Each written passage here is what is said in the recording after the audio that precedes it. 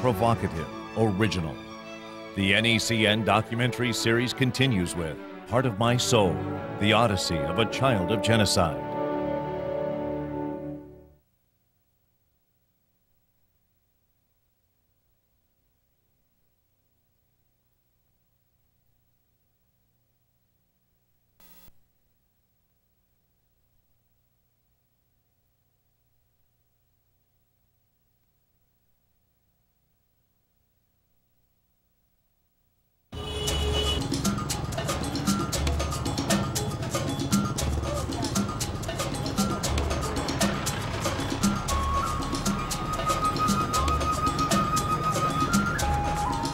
It was on this sidewalk here on April 17th, 1975, when my sister and I were playing hopscotch. And I remember it so clearly. All of a sudden, I saw rows of black trucks, mud-covered gray trucks coming into the city. And on the trucks were soldiers. And they were smiling, and they were wearing black shirts and dark pants, and they were screaming into the air, and everybody was saying, the war is over, the war is over. And then people started applauding and cheering them. It seemed just as abruptly as it started, it stopped. The soldiers got off their trucks. They started fanning out all of the city, and they had bullhorns in their hands, and they started screaming into it. And they said, we have to leave the city because the Americans were gonna bomb. And the Americans, the B-52, the metal killing birds, we were told, were going to drop bombs on our cities and our homes, and if we didn't leave, we would kill, we would die. My mother was already packing things into pillowcases and boxes, and food and rice and pots and pans. She herded us into the road where my brother had a truck waiting. It was such a hot day. I remember shielding my eyes with my hand, and even in the shadow, you couldn't miss all the peoples, all the Cambodians. The city of Phnom Penh back then was populated with about 2 million people. They were all flooding into the streets. They looked like little ants. We were all moving slowly in one direction together. For the child I was on that April 17, 1975, my world came to a standstill.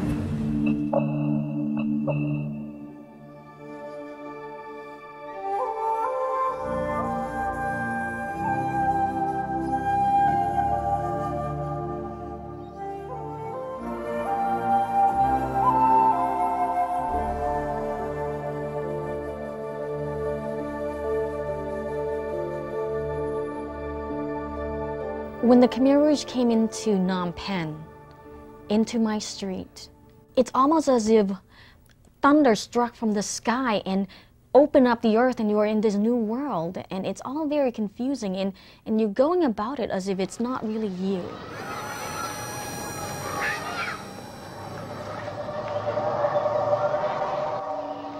As we were evacuating the city, my father and my mother, they were very quiet. And though there were noises all around us, there was a sense of foreboding. By this time, our truck had ran out of gas, and we are now walking and carrying our belongings. At the first truck points, there were Khmer Rouge soldiers, and they were basically telling people to line up in 2 lines. Those who worked for the former government to go in one line, and the rest of the people to go in the other line. And they had said that they needed these people to help rebuild the society. My father sensed that there was that was a line, there was a danger. So he made us go into the other line with the peasants and the farmers. We learned later on that the group that the elite groups that were on the other line were killed. I grew up in a big household. My father was a high-ranking military officer, and he was working a lot, and his job afforded us a lifestyle privilege. My mother, I remember at 5'6", 5'7", was an Amazon in society. She was tall and she was beautiful. My oldest brother, Ming, was always the very studious one. He was always #1 in his class, in his examinations, in his studies. My brother Koi, he was the black sheep. He was fun, he was crazy, he got into a lot of trouble. He would get into fights and my father would get angry. My sister Kiep, who was just at 14, beautiful. And already at that age, everybody around her were talking about how she could pick anybody she wanted to marry. My brother Kim, who was always very mischievous and loved Kung Fu movies, that was his thing. And he loved teasing us. My sister Gek at 2.5, she was just beautiful.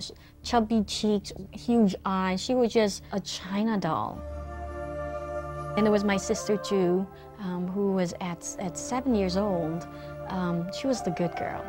I was the closest one to her, and she was my kindred spirit, my best friend, and we were almost twins.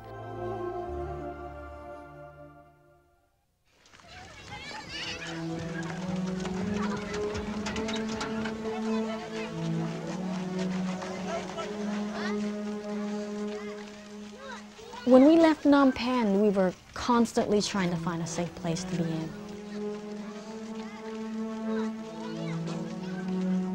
We went to my uncle's village, hoping that it would be safe.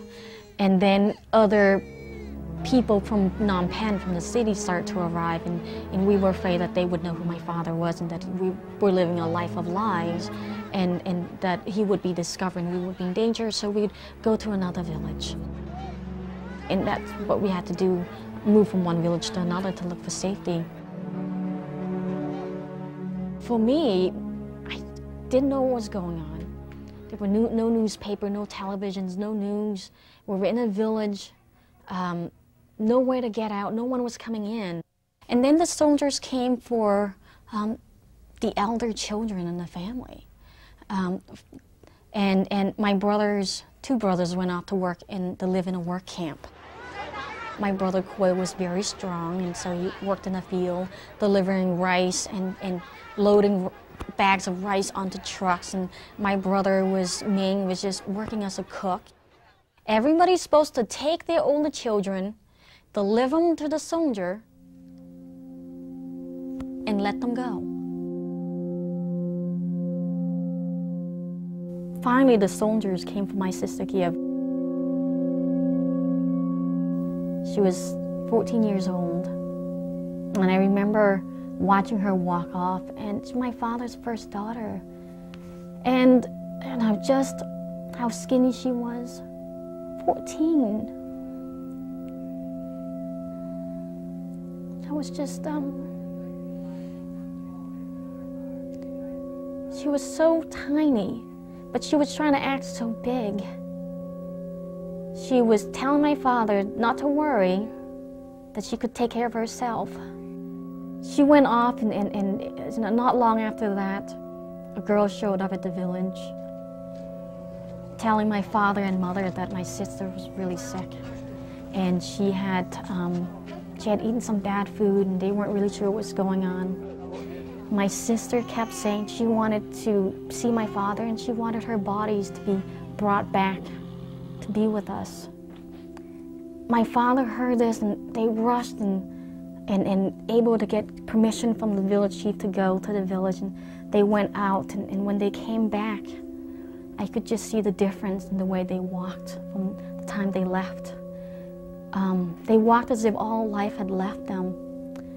And when my father talked to us, I've never seen him so heavy, in so much pain.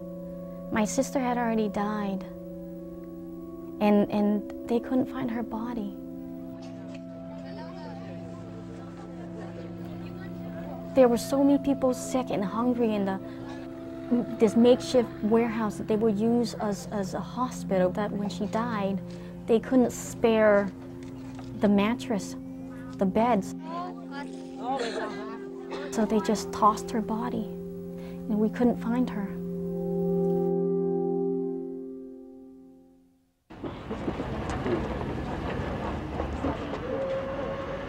It's state-sponsored slavery. You didn't have any rights. You can be doctors and lawyers and architects and journalists and writers. All of that were abolished or banned. There were no more professions. Everybody were made to be farmers, to work in the field, to build trenches, grow food, and you don't have a choice. Soldiers rings a bell, tells you what time to wake up, which is often the crack of dawn. Rings another bell, tells you when to eat. When the bell rings again, which seems just minutes later, you're off to work again. And then you don't stop until they tell you. For 3 years, 8 months, and 21 days, every day in Cambodia was a Monday.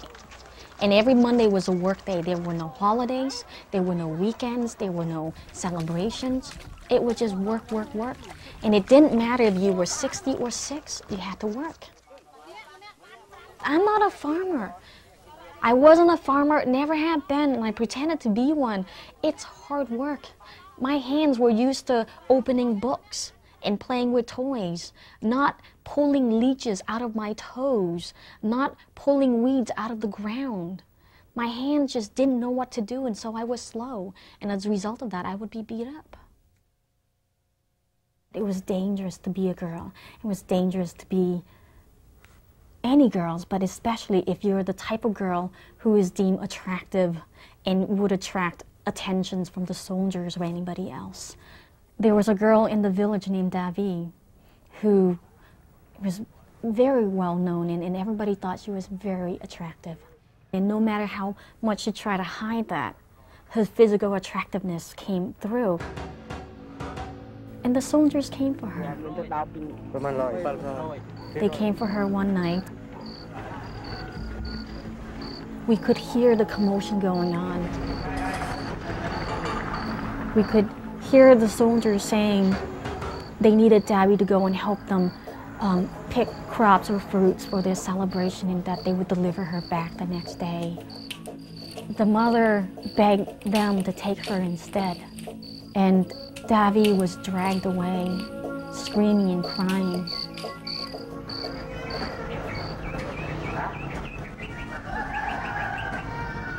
When the soldiers brought Davi back, there was something different about her. And I think we all knew that she was raped, but none of us could say it. She couldn't look at us. She couldn't look around. She couldn't seem to look anymore. And that was so haunting to me. It's almost as if they'd taken her eyes, and she couldn't see us and we couldn't see her, and we never said anything to her.